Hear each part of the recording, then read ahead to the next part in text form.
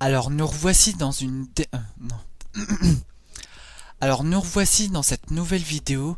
Alors dans cette vidéo, je vais vous montrer un petit peu comment organiser votre timeline lorsque vous faites un projet. Surtout, cette méthode va vraiment beaucoup vous servir, par exemple, si vous mettez beaucoup d'images ou si vous mettez beaucoup de musique, beaucoup d'effets sonores dans votre timeline. Ça va vous permettre justement de bien vous organiser, de bien avoir cette rigueur pour pas être perdu lors de votre projet et pour avoir un sens du travail beaucoup plus rapide. Alors ce que je vais vous montrer, je vais reprendre les images que j'avais prises pour un ancien tuto.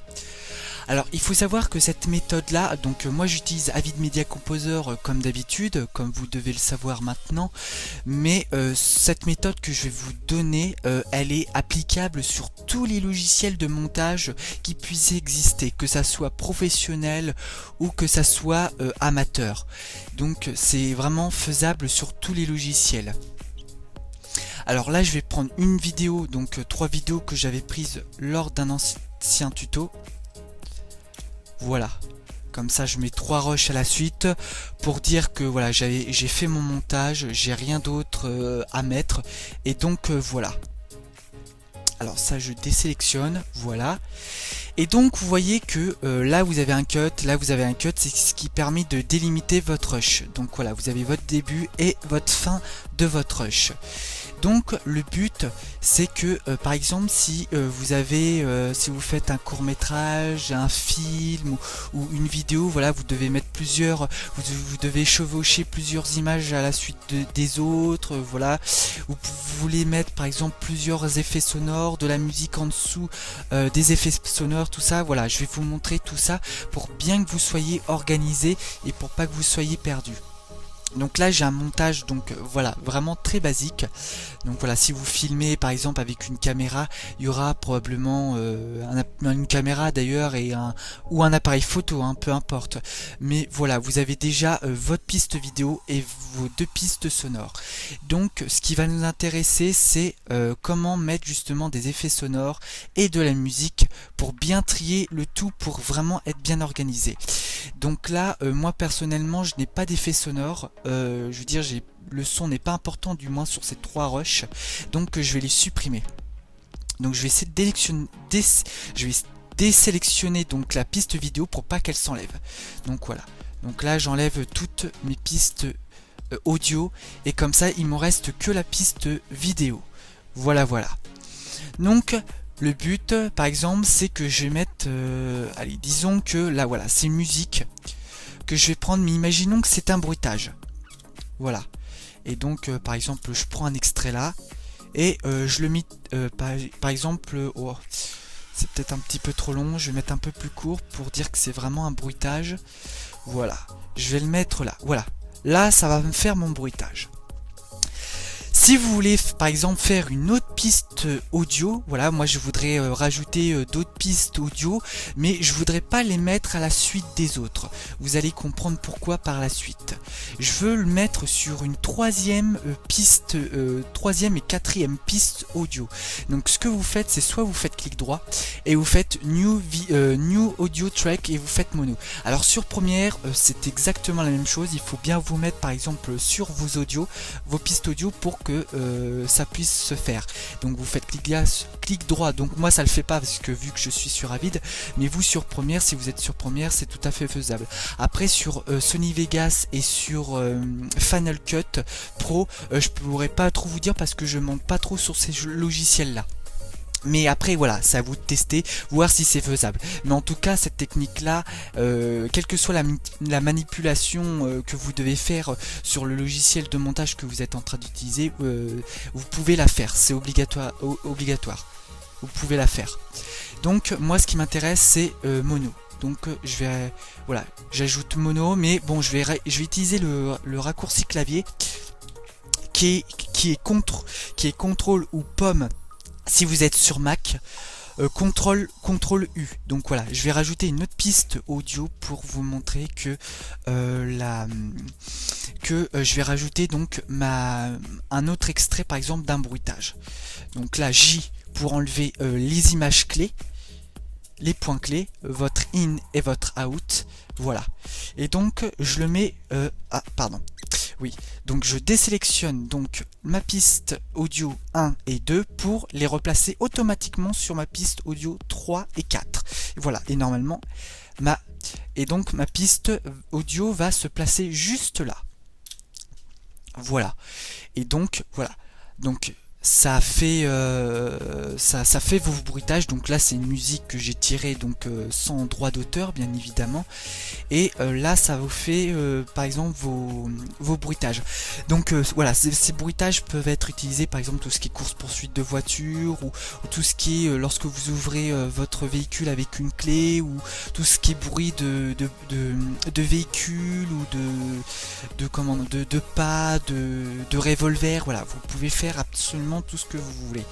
Donc je vais placer ça.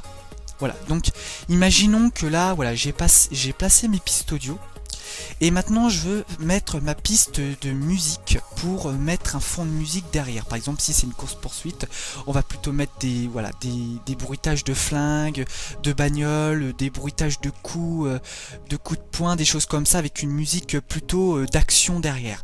Donc je vais refaire une piste 5 et 6.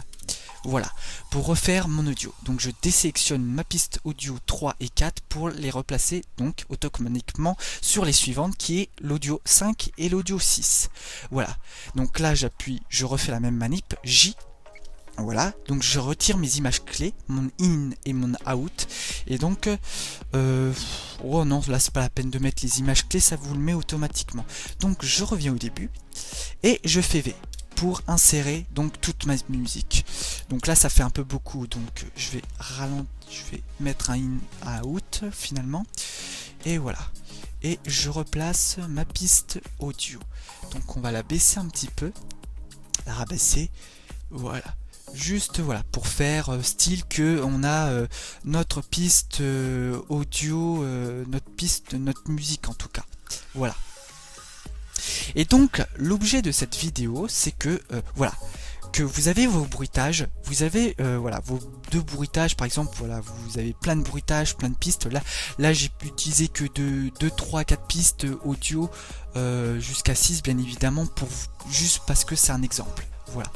Mais imaginons que vous avez fait tout votre montage, vous avez tous vos bruitages que vous vouliez mettre, vous avez vos musiques à tel ou tel endroit, voilà. Tout est parfait, vous avez plus qu'à exporter tout. Mais voilà, le conseil que j'aimerais vous donner lorsque vous montez, c'est et qui est justement l'objet de cette vidéo, c'est justement mettre un code de couleur sur vos rushs, que ça soit audio ou vidéo. Alors les codes de couleur, je vais vous expliquer. Alors vous voyez là, ma piste vidéo, elle est plutôt rosâtre, même petit peu violet. Là, ma piste vidéo 1 et 2 sont plutôt verdâtres. Voilà. Et là, on a carrément du gris, vraiment tout dégoûtant. Vraiment, d'ailleurs, je vais le changer. Et donc, ces codes de couleur là sont pas là pour faire joli. Ils sont là tout simplement à aider le monteur à bien s'organiser dans sa timeline. Parce que imaginez que vous êtes sur un gros projet, un long métrage avec 60 pistes audio, avec je ne sais pas combien de bruitages, de fondus enchaînés, de effets audio que vous vouliez mettre dessus. Et donc vous allez voir que là c'est très simple, parce que c'est juste un exemple, mais lorsque vous vous retrouvez avec 60 pistes audio, avec bruitage, musique, piste vidéo 2, 3, 4, 5 et ainsi de suite, vous allez voir que vous allez vite vous perdre, et donc c'est pas le but. Le but, comme je vous ai dit, on perd suffisamment de temps lorsqu'on tourne, donc le mieux c'est de gagner un maximum de temps pour le montage, parce que le montage prend plus de temps, moi je trouve, plus de temps que lorsqu'on filme. Donc ce que vous allez faire, vous allez mettre un code de couleur. Un code de couleur tout simplement pour trier en fait vos effets que vous voulez. Par exemple, vous faites piste 1, vous faites tout ce qui est course de voiture par exemple, si vous faites un film d'action. Piste voilà 3, 4 ou 5, 6, vous mettez par exemple, vous consacrez ces pistes là que pour les bruitages de flingues, les choses comme ça, voilà. Et donc vous allez pouvoir avoir quelque chose de pas trop mal, après ainsi de suite, voilà, les bruits de clés, bruits de pas, tout ça, et après voilà, vous triez bien tous tous vos effets dans chaque piste. Et après, ce que vous faites, par exemple les bruitages, par exemple, là imaginons que voilà, ça va être mes bruitages, vous allez mettre un code de couleur pour tel ou tel bruitage. Par exemple, vous avez des bruitages de courses de voiture, comme je disais, donc les courses de voiture par exemple, vous allez les mettre orange, tout ce qui est orange, donc sur une seule piste, sur 2 pistes par exemple, ou une, comme vous voulez. Et donc moi je vais dans ce petit onglet là, et là vous avez Track Color. Donc là ce sont toutes les couleurs qui vont vous permettre justement de mettre la couleur sur les rushs là où vous avez sélectionné votre piste. Donc là je vais désélectionner ça, voilà. Et donc là voilà, j'ai sélectionné voilà, on va sélectionner la A et la 3 et la 4, voilà, parce que ce sont mes bruitages. Mais voilà, vous faites ainsi de suite pour pouvoir tous les bruitages, en tout cas sur toutes les pistes audio où vous avez mis vos bruitages, par exemple. Voilà. Et donc vous faites Track Color, et par exemple vous voulez le mettre en orange, par exemple, un petit peu en orange. Et voilà, donc ouais, c'est plus du marron. Et donc là, ça vous a mis en fait vos pistes audio en marron. Mais par exemple, si vous avez si par exemple vous êtes trompé, vous vouliez consacrer par exemple 2 pistes audio sur les courses poursuites de voitures, et que finalement vous êtes rendu compte que vous avez mis votre musique ici et votre audio là, et bien ce que vous faites, c'est que vous sélectionnez vos 2 pistes, vous désélectionnez là, et après vous refaites la même chose. Pardon. Et voilà, ça vous fait vos 2 pistes. Vos 2 pistes marron. Et donc là vous resélectionnez là, par exemple, si vous voulez le rajouter d'une autre couleur. Voilà, on va le mettre vert. Oups, pardon. Oups, j'ai fait une bêtise. Voilà, je reviens. Voilà. Désolé, j'avais pas désélectionné là, par exemple. Voilà, vous pouvez le mettre d'une autre couleur. On va le mettre en orange, un peu plus foncé, voilà. Un peu plus clair, pardon. Et donc voilà, ça vous fait vos pistes sonores.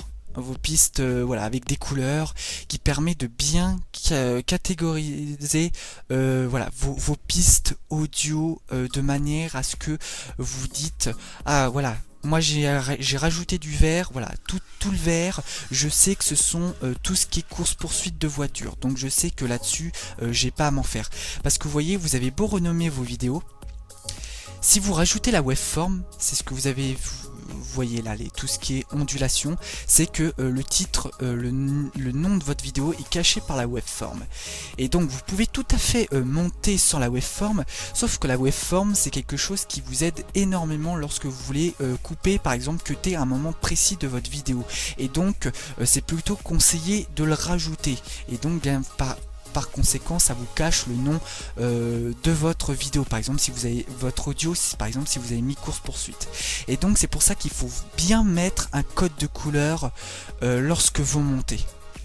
Et je trouve que c'est vraiment très pratique de la part de Avid qu'ils ont fait ce genre de système, parce que comme ça, on peut vraiment monter des gros projets de manière très simple, très facile, et de bien avoir cette organisation bien précise.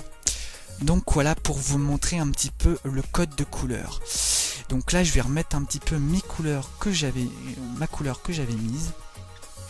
Donc voilà.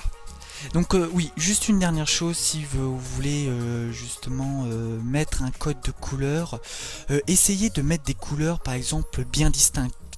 Parce que vous voyez, moi j'ai mis du violet et là j'ai du vert, donc ce sont des couleurs qui se séparent très très bien. Mais par exemple, si vous mettez du violet, par exemple un violet plutôt clair et un violet un petit peu foncé, vous allez voir, vous allez faire la distinction, mais ça va, au niveau des yeux, au fil du temps, si vous êtes tout le temps dessus, ça va pas être tout à fait clair, et vous allez pas faire la différence en fait. Vous saurez que c'est l'audio et la vidéo bien évidemment, mais voilà, c'est mieux de rajouter 2 couleurs vraiment très distinctes. Voilà. Après, il y a une autre solution aussi pour bien vous organiser au niveau du travail, c'est au niveau de vos, donc encore de vos pistes vidéo et audio. Je parle de la piste vidéo et audio tout simplement parce que je sais qu'il y a un énorme travail au niveau du son si vous faites des longs métrages. Au niveau du documentaire, je ne sais pas trop, mais au niveau de la fiction, je sais que les pistes audio sont très sollicitées, donc il faut être vraiment très organisé. Il faut avoir beaucoup de rigueur là-dessus. Et donc, ce que je vous conseille, par exemple, c'est que lorsque vous montez, je vous conseille justement de mettre vos musiques tout à la fin de votre montage, tout en bas de votre montage, et de mettre les bruitages tout au milieu. Alors pourquoi je vous dis ça? Alors je sais pas si dans le milieu professionnel il fonctionne comme ça, mais en tout cas moi je vous conseille de fonctionner comme ça, tout simplement parce que si vous mettez une musique ici par exemple à la place de ce bruitage là, et que vous mettez ce bruitage là à la place de la musique, et ben lorsque vous allez avoir 60 pistes de audio, vous allez vous dire mais attends, c'est de la musique, c'est des bruitages, voilà, vous allez pas savoir où vous en êtes et vous allez être un petit peu perdu. Et donc ce que je vous conseille, c'est de mettre donc vos pistes vidéo, donc vidéo 1, 2, 3, 4 et ainsi de suite, et l'audio l'audio le mettre tout au milieu. Et après, dès que vous avez mis tout votre audio sur votre montage, mais absolument tous vos effets, tous vos audios, c'est à la fin, tout en bas de votre timeline, que vous pouvez rajouter de la musique. Comme ça, vous savez que à tel endroit, donc tout au milieu, vous avez une grosse zone de bruitage, et vous savez qu'à la fin, vous allez avoir de longues pistes audio, audio, et donc vous allez pouvoir savoir que finalement, ce sont vos musiques. Parce qu'il faut voir que la taille, au niveau de la taille de la longueur de vos musiques et la taille de la longueur de vos bruitages ne seront pas pareils. Mais vaut mieux rajouter tout à la fin vos musiques, pistes vidéo, bruitage, musique. Voilà, comme ça, vous vous perdez pas et vous savez exactement à quel endroit se situe tel ou tel bruitage, telle ou telle musique pour tel ou tel passage de votre projet vidéo. Voilà, vous n'êtes pas perdu et vous savez exactement ce que vous faites, et c'est comme ça qu'on travaille le montage. Voilà pour vous montrer pour cette vidéo. En tout cas, si tu as aimé cette vidéo, n'hésite pas à lâcher un pouce bleu, à faire partager ma vidéo et ma chaîne, et à t'abonner bien évidemment à ma chaîne, et surtout, sois créatif. Alors nous revoici dans cette nouvelle vidéo toujours consacrée sur le montage son. La semaine dernière, je vous ai montré une vidéo donc sur